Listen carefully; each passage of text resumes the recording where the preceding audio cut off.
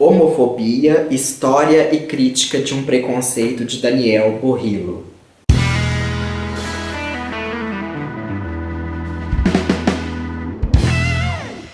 Na verdade, eu não sei como pronuncia o nome do autor. Se é Borrillo, se é Borrilho, se é Borilho, né? Se é Borrillo, se é Borillo. Então, quem quiser aí ajudar na pronúncia.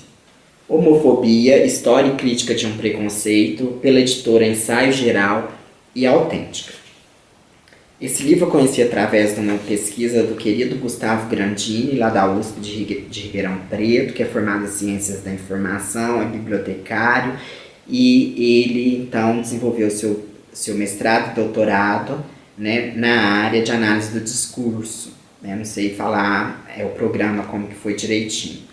A tradução, né, desse livro é Guilherme João de Freitas Teixeira, e vem contribuir então para as nossas pesquisas, né, para o projeto que por enquanto eu vou chamar projeto LGBTQIA+, né? Nós vamos aí fazer uma história da homossexualidade, talvez, né? Não tão audacioso assim como foi Foucault na história da sexualidade que nós estamos estudando no outro curso. Quem sou eu para fazer isso? Então vem a divisão do livro, o sumário, vem dividido em prefácio, depois introdução e 4 capítulos, né? Que é o primeiro, definições e questões terminológicas, onde ele define os tipos de homofobia, né? Homofobia racional, homofobia cognitiva, geral, específica, homofobia, sexismo e heterossexismo, racismo, xenofobia, classismo e homofobia. Depois as origens e os elementos precursores, que ele vai falar sobre o mundo greco-romano, sobre a tradição judaico-cristã e depois um tópico específico sobre a Igreja Católica contemporânea e a condenação da homossexualidade.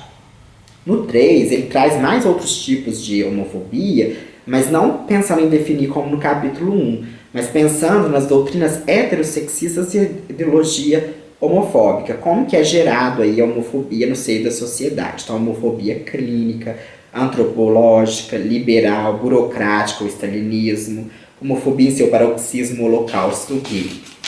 Depois, no capítulo 4, ele vai falar das causas da homofobia.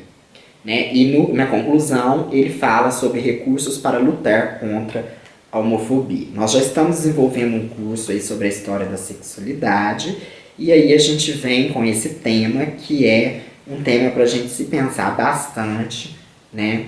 No sentido de que é o principal dos preconceitos, né? É um preconceito muito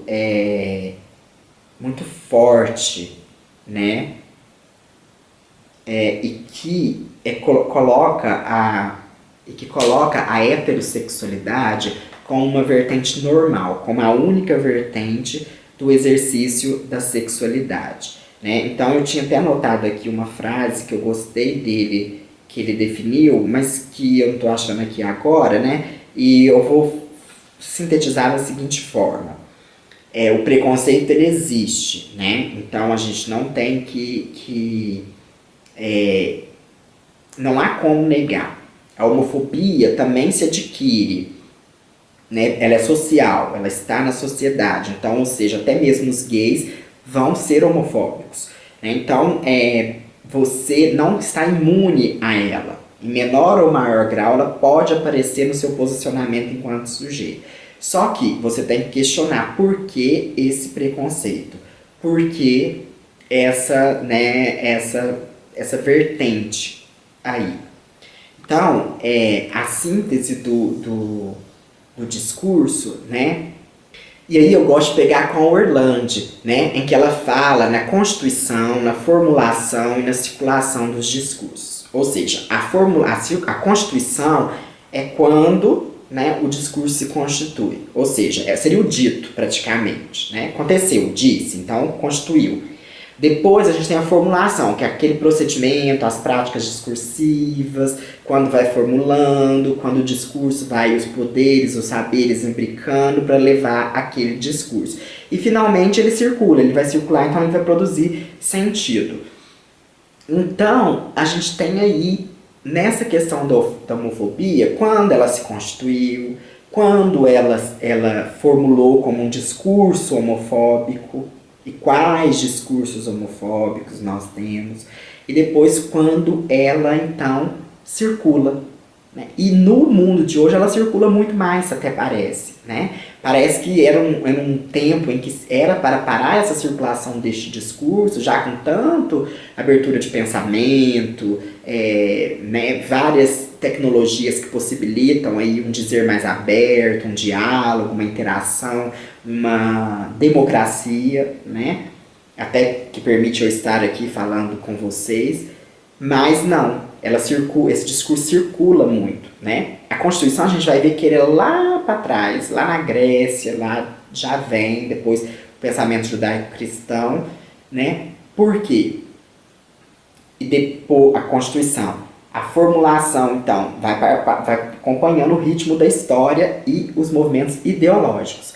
E a gente vai perceber que tudo isso é a partir do momento da definição dos papéis, em que só se pensa na subjetivação, né, na assunção da posição do sujeito como homem e mulher. Outra coisa não serve. Não há um meio termo. Meio que diríamos daquelas pessoas como eu, que já nascem sensíveis, né, e tudo mais. Então, você tem aí essa divisão homem-mulher. Então, quando eu li Borrilo aqui, eu fiquei pensando muito, que eu tenho pouco estudo, mas no que a Butler tem a dizer, né, sobre a questão do gênero, que ele é construído socialmente. A homofobia também. Né? Então, a homofobia, e aí é isso que é o interessante que ele fala, que a homofobia individual, ela tem um efeito, mas sempre a individual pode levar à homofobia social, uma homofobia que vem de causas da sociedade e que vai, então,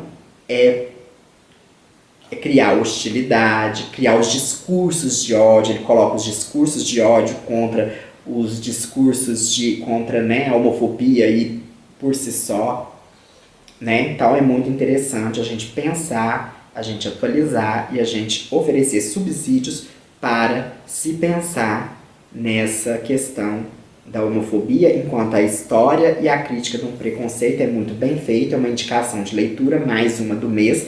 E aí, março, né? Nós estamos com bastante leitura em março, até por causa da Covid-19, está dando tempo de fazer bastante leituras, que está aí para vocês. Homofobia, história e crítica de um preconceito.